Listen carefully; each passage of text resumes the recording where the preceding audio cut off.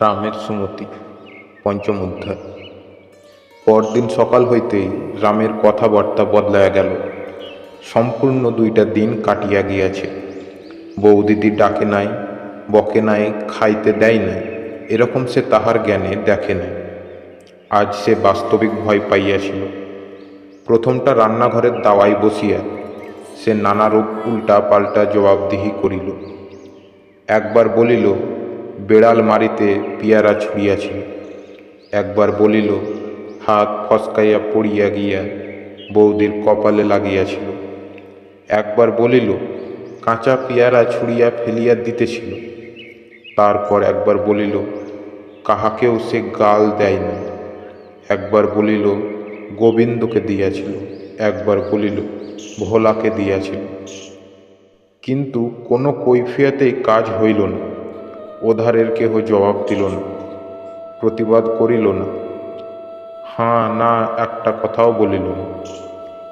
একবার বহু কষ্টে লজ্জা সংকোচ ত্যাগ করিয়া আর কোনোদিন করব না বলিয়া ফেলিয়াও যখন ফল হইল না, তখন সে চুপ করিয়া কাঁদিতে লাগিল। কি উপায়ে কি দিয়া কেমন করিয়া সে বৌদিকে প্রসন্ন করিবে। বৌদিরা তাহাকে আলাদা করিয়া দিয়াছে, তবে কোথায় সে খাইবে, কাহার কাছে কেমন করিয়া সে থাকিবে, কোন দিকেই আজ সে কুল কিনারা দেখিতে পাইল না। আজ সে রাঁধিবার চেষ্টাও করিল না, পড়িতে গেল না, ঘরে গিয়া শুইয়া রইল।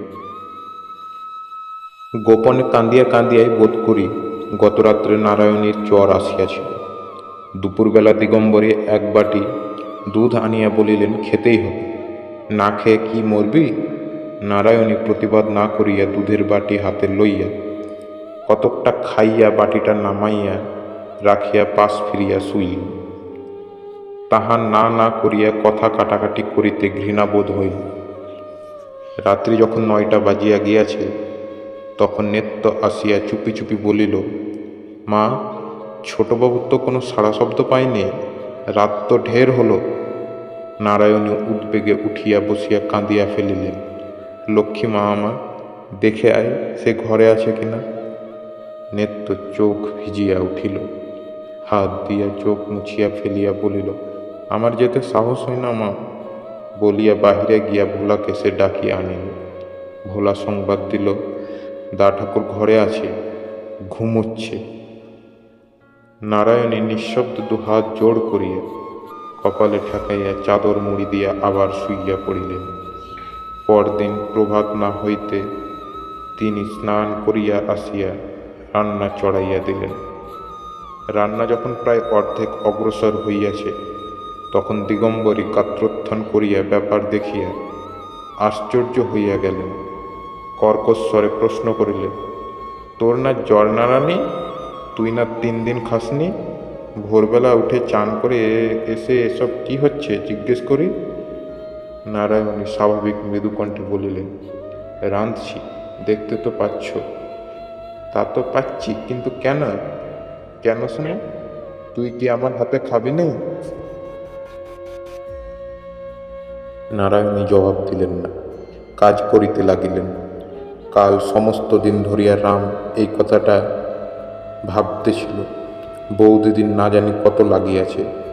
একটা কাঁচা পেয়ারা লইয়া বারবার কপালের উপর ঠুকিয়া সে আঘাতের গুরুত্ব উপলব্ধি করার চেষ্টা করিয়া শেষে ভাবিতে বসিয়াছিল কি করিলে এই কুকর্মটা মুছিয়া ফেলিতে পারা যায়।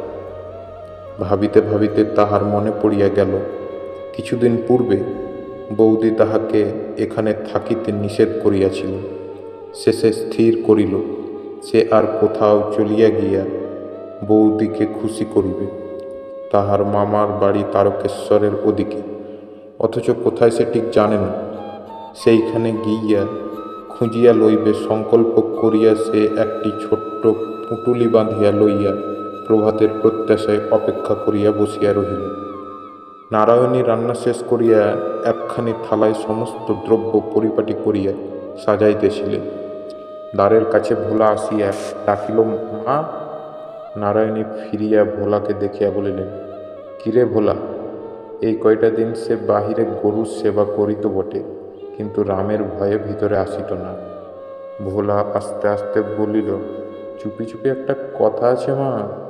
নারায়ণীর কাছে আসিতেই ভোলা ফিস করিয়া বলিল, তুমি যা বলেছিলে মা, তাই হয়, যদি 2টি টাকা দাও।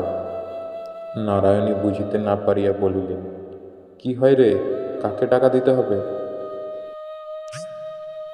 ভোলা একটুখানি আশ্চর্য হইয়া বলিল, তুমি দা ঠাকুরকে চলে যেতে বলেছিলে না? তিনি যেতে রাজি আছে। আচ্ছা, 2টো না দাও, 1টি টাকা দাও।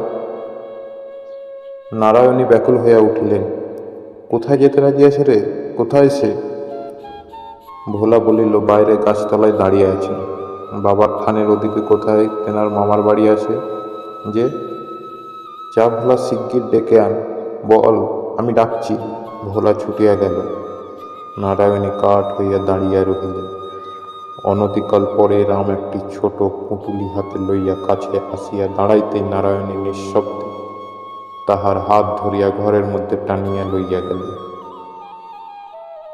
দূর হইতে দিগম্বরী রামকে রান্নাঘরে ঢুকিতে দেখিয়া আশঙ্কায় পরিপূর্ণ হইয়া দ্রুত পদে ঘরে ঢুকিয়া দেখিলেন, সাজানো থালার সম্মুখে নারায়ণীর কোলের উপর বসিয়া রাম বুকের মধ্যে মুখ লুকাইয়া আছে, এবং তাহার মাথার উপর, পিঠের উপর আরেকজনের অশ্রু বৃষ্টিধারার মতো ঝরিয়া পড়িতেছে। অবাক হইয়া কিছুক্ষণ চাহিয়া থাকিয়া তিনি বলিলেন, ওহ, তাই এত রান্না, খাওয়ানো হবে বুঝি? আমার জামাই যে এত বড় দিব্যিটা দিলেন, সেটা ভেসে গেল বুঝি? নারায়ণী মুখ তুলিয়া বলিলেন, ভেসে যাবে কেন মা? তার কথা আমি অমান্য করিনি। 3 দিন খাইনি, খেতেও দিইনি। দিগম্বরী তীক্ষ্ণভাবে বলিল, এই বুঝি অমান্য করিসনি? তবে এ কি হচ্ছে? যে দিব্যি দিয়েছে তার বুঝি হুকুমটাও একবার নিতে হবে না? নারায়ণী কি যেন একটা কঠিন আঘাত সহ্য করিয়া লইয়া সংক্ষেপে বলিলেন, আমার হুকুম নেওয়া হয়েছে। দিগম্বরী বিশ্বাস করিলেন না, অধিকতর ক্রুদ্ধ হইয়া বলিলেন, আমি কচি খুঁকি নয় নারায়ণী, হুকুম নিলি আর আমি জানতেও পারলুম না। এবার নারায়ণের আর সহ্য হইল না। তিনিও কঠিন হইয়া বলিলেন, তুমি কি জানবে মা, কার কাছে কখন আমি হুকুম পেয়েছি? মা, যার মুখ আছে সেই দিব্যি দিতে পারে। কিন্তু বলিয়া তিনি গভীর স্নেহে রামের লজ্জিত মুখ জোর করিয়া বুকের ভিতর হইতে তুলিয়া ধরিয়া তাহার ললাটে চুম্বন করিয়া বলিলেন, কিন্তু যাকে বুকে করে এতটুকু বড় করে তুলতে হয়, সেই জানে হুকুম কোথা দিয়ে কেমন করে আসে।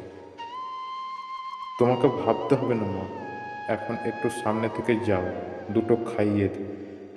ও আমার 3 দিন অনাহারে আছে। বলিতে বলিতে তাঁর চোখের জল আবার ঝরিয়া পড়িতে লাগিল।